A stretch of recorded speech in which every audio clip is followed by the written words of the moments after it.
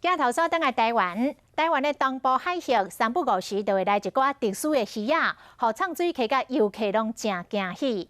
最近这个兰屿附近的海峡，就出现一只龟腹航啊，唔惊人，甲人做伙受水，形成一幅真美丽画面。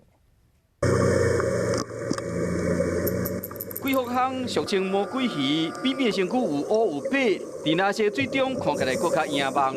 伊喙开开伫海底咧游来游去，畅水人员到咱说畅水圣地，畅落去较无5分钟，就拄到爱甲人亲近的魔鬼鱼，意外搁欢喜。下载5分钟碰到，当然大家只有兴奋了。那天的情景，他就是在沙地在游玩，然后我们就在旁边看的。那他一样会过我们的头啊。 一样会跟着我们玩。这尾差不多2公尺长，伫海底是大型鱼类，性情真温和。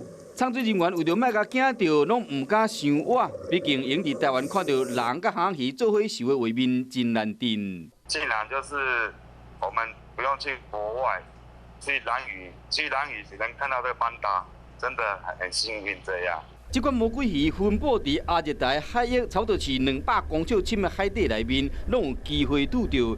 因过国际自然保育联盟认为讲，伊是有可能绝种的鱼啊，所以讲若有拄到，就是讲莫伤活，嘛要注意自身的安全。